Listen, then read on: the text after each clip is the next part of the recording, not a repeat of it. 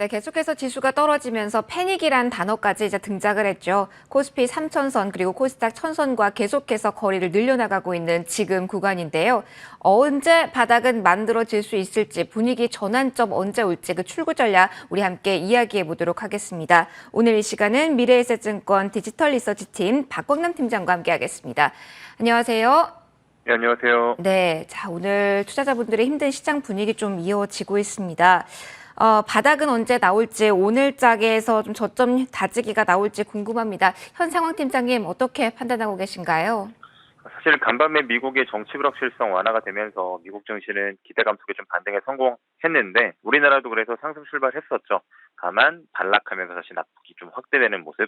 지금은 낙폭을 좀 줄이는 모습이긴 한데 사실 글로벌리 여전한 인플레이션 우려라든지 통화정책 긴축 기조라든지 헝다 이슈 이런 것들이 사실 여전한 상황이기 때문에 투자 심리가 쉽게 개선되기 어려운 환경이 유지되고 있다고 보시면 될 것 같습니다. 그리고 오늘 뉴질랜드 중앙은행도 기준금리를 인상하는 조치가 들어가면서 각국 중앙은행들의 매파적인 스탠스가 제약이 있는 것도 사실 증시 하락에 영향을 좀 미쳤다라고 볼 수 있을 것 같은데요. 사실 단기간에 낙폭이 굉장히 좀 큰 상황이기 때문에 향후 수급적인 이슈를 좀 제외하고는 추가 급락은 좀 제한적일 가능성이 높아진 밸류에이션까지 하락을 했다라고 좀 보이긴 하는데 반등할 만한 모멘텀이 부재하다는 점에서 시간이 조금 더 필요할 것 같습니다. 우리나라 같은 경우에는 금요일 삼성전자 잠정 실적을 발표로 실적 시즌이 시작이 되고요. 미국은 다음 주부터 실적 시즌이 시작이 될 텐데 지금 인플레이션 우려가 높은 상황이기 때문에 실적 시즌 내에서 이 인플레이션에 따른 기업, 비용 등을 어떻게 방어를 했는지 여부에 따라서 증시의 큰 방향성이 결정될 가능성이 좀 높습니다. 그래서 기업 전체적인 기업들의 총량 중에서 절반 이상 혹시 이익이 개선되는 움직임이 나타난다면 아마 하락세는 조금 완화될 가능성이 좀 높고요. 그리고 미국의 정치 불확실성이 지금은 악재로서만 작용을 했지만 사실 이제 듀데이시 그렇게 멀게 남지 않은 상황이기 때문에 예측하기는 어렵겠지만 타결될 가능성에 대해서도 저희가 업사이드 리스크도 고려하면서 살펴볼 만한 상황에 도달했다라는 생각은 듭니다. 네, 시장 이야기해 주시면서 계속해서 3분기 실적에 대한 기대감은 호재성 재료로 그리고 인플레에 대한 부담은 악재성 재료로 언급을 해주시고 계신데요. 인플레 쪽 어떻게 봐야 될까요? 금리 인상 속도에 영향을 크게 좀 미치게 될까요, 팀장님? 일단 당사의 뷰를 말씀을 드리면 금리 인상 전망은 연말까지는 소폭 상향될 것으로 저희는 관측하고 좀 있습니다. 관련된 사유로는 9월 FOMC 회의에서 다수의 연준 위원들이 이미 언급한 것처럼 높은 인플레이션이 조금 더 길게 유지될 가능성이 있기 때문인데요. 최근에 ISM 제조업 지표하고 서비스업 지표에서도 확인을 했듯이 여전한 공급 병목 현상을 지적을 하면서 높은 인플레가 유지되고 있다라고 언급을 좀 했었는데요. 그렇기 때문에 12월에 FOMC 점도표에서 인플레 전망이 올라갈 가능성이 좀 있고요. 그렇다면 자연스럽게 기준금리 전망도 소폭 상향될 가능성은 좀 열어놔야 된다는 판단입니다. 네, 그렇다면 FOMC와 함께 우리나라 한국은행 속에서도 금리 인상 속도 낼 거다 이런 이야기 있는데 어떻게 관련 뷰는 가지고 계신가요? 일단은 한국은행 관련해서도 사실 지금까지 이 경기 둔화 이슈보다는 조금 더 지금 이 비투나 이런 부분들을 좀 경계하는 움직임이 많기 때문에 약간은 매파적일 가능성을 열어두고 보는 게 좀 맞을 것 같고요. 다만 FOMC 회의 결과라든지 이런 것들에서 최근에 중앙은행들의 기조 자체가 긴축적인 상황이기 때문에 그렇다 실제로 그런 움직임이 나타난다고 하더라도 어느 정도는 선반영됐다고 생각을 합니다. 어느 정도는 선반영 이런 이야기도 해주셨네요. 자, 그렇다면 대외 악재 조금 더 이야기 풀어가 보도록 하겠습니다. 오늘 환율도 시장에 우려를 사고 있는데 그 이유 중에 하나가 미중 갈등, 이 불안에 관한 이야기입니다. 헝다 이슈뿐만 아니라 이 셧다운 관련된 이야기, 이 잡음은 언제쯤 마무리될 거라 보시나요? 사실 미중 관련된 리스크는 저희가 벌써 과거 트럼프 행정부 시절부터죠. 패권 전쟁의 일환이기 때문에 쉽게 사고로 들기는 어렵다라고 보셔야 될 것 같고요. 전일만 하더라도 캐서린 타이 무역대표부 대표가 미국이 1차 무역 협정 당시의 목표를 62% 수준만 달성했다고 압박하는 등 그런 모습들이 나타났습니다. 그나마 저희가 좀 기대할 수 있는 부분은 전 세계적으로 인플레이션 환경이 나타나고 있다는 점에서 미중 갈등이 양국의 실익이 좀 떨어진다. 그렇기 때문에 여기서 추가적으로 더 강도가 확대될 가능성은 좀 제한해서 본다 정도로만 이해를 해주시면 좋을 것 같고요. 그런 것보다는 일단은 미국의 부채 협상 이슈라든지 아니면 헝다 리스크 같은 것들이 제한적인 상황으로 변할 수 있다는 점 등에 조금 더 집중을 하는 것이 맞을 것 같습니다. 네, 시장 전반적으로 글로벌 환경 자체가 이제 유동성 축소 국면에 있어서 가장 큰 우려를 사는 부분이 여기에 좀 있지 않나 싶은데 그 와중에 좀 유동성의 출구를 우리가 기대하는 쪽은 중국인 것 같습니다. 지준율 인하 움직임에 대한 기대감도 나타나고 있는데 팀장님, 10월 이달이나 다음 달 정도에 관련 신호 나올 가능성도 있을까요?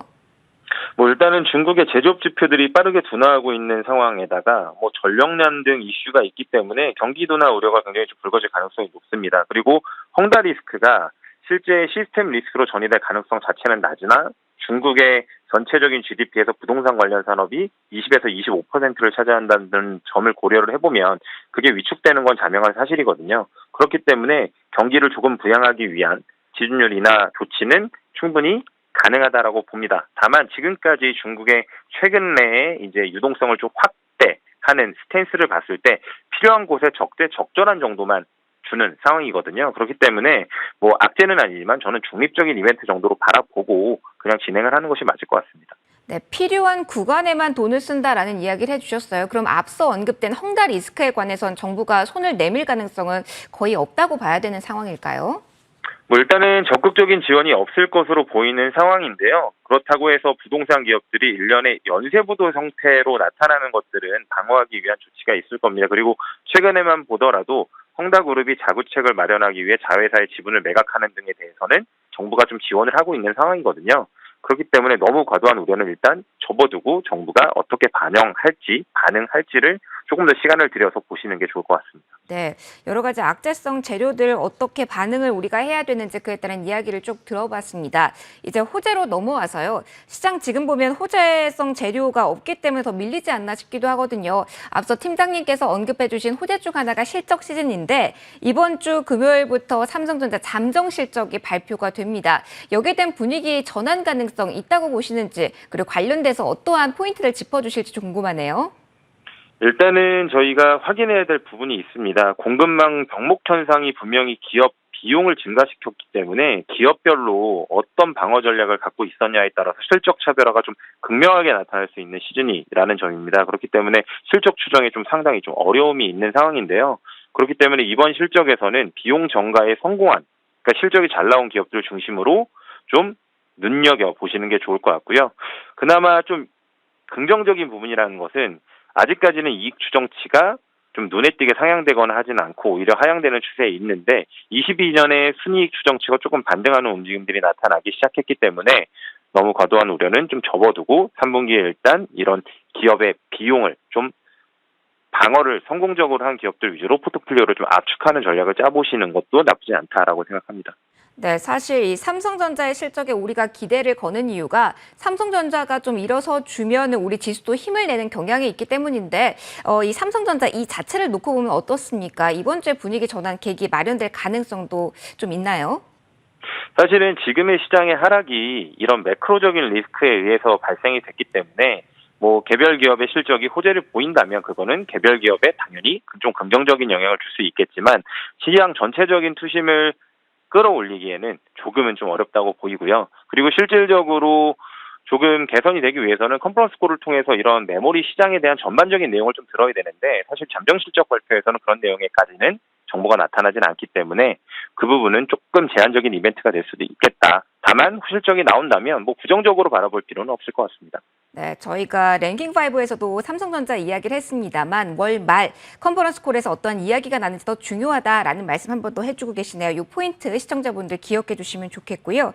달러 이야기도 해보겠습니다. 오늘 조용하게 출발해서 지금 고점을 만들어내고 있는 구간입니다. 1190원 선 위에서 환율 움직이고 있는데 1200원까지 팀장님 우리 봐야 되는 걸까요? 어떻게 밴드 예상하고 대응하면 좋을까요?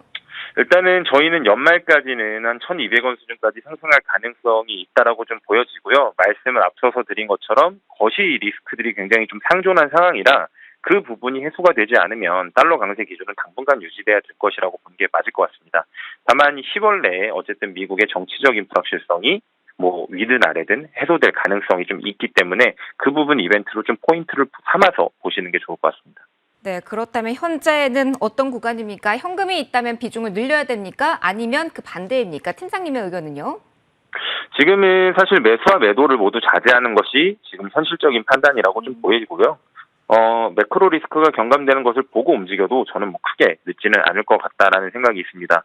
현 시점에서는 사실 주식을 줄이는 것도 주의할 필요가 있습니다.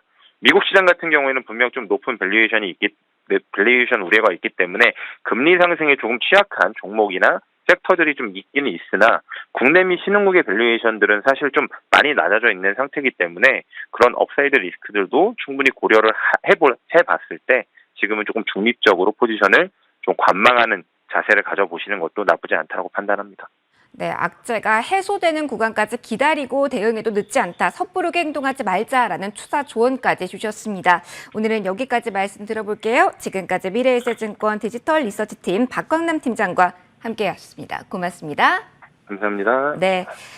시장이 어렵다 보니까 좀 행동을 취하는 것도 어려운 상황입니다. 지수 상황 다시 한번 좀 체크를 해보죠. 2시 저희가 시작할 때 저점이 계속해서 내려가고 있는 구간이라 좀 우려스러웠는데 지금은 그 저점에선 살짝 올라왔습니다. 물론 부족합니다만 코스피는 지금 1%대 하락으로 2,930선 등락 이어나가고 있고요. 코스닥은 3% 넘게 밀렸다가 지금은 2.47%로 930선 근방에서 움직임 나오고 있습니다. 매매 주체별 동향 보시면 포지션은 그대로입니다. 외국인은 1,700억 원가량의 매도, 기관 쪽에서는 매수인데요. 금융투자 쪽에서는 물량이 들어오고 장기적 성격이 강한 연기금 쪽에서는 지금 매도로 좀 대응하고 있다는 점 특징으로 볼 수가 있겠습니다. 코스닥 외국인 매도인 가운데 계속해서 IT 섹터의 중심으로 계속해서 매도 물량을 쏟아내고 있습니다. 계속해서 수급적인 부분도 아쉽고 환율의 고점 갱신도 부담이 되는 오늘장인데요. 자, 마감까지 어떻게 대응해야 되는지 궁금하시죠? 마감 직전까지 저희가 어떤 종목 보면 좋을지 잠시 후 이어지는 2부에서 관련 종목들 뽑아드릴 거고요. 그리고 마감 이후에는 가장 중요한 건 그 다음 날의 전략이겠죠. 익절의 기술 파트 2 준비하고 있습니다. 어떠한 기술로서 어떠한 전략으로서 이 10월 달을 대응하면 좋을지 그 팁도 함께 얻어가시는 기회 얻어가셨으면 좋겠습니다. 저희는 1부 정리 좀 하고요. 잠시 쉬고 2부로 돌아오도록 하겠습니다. 잠깐만 기다려주세요.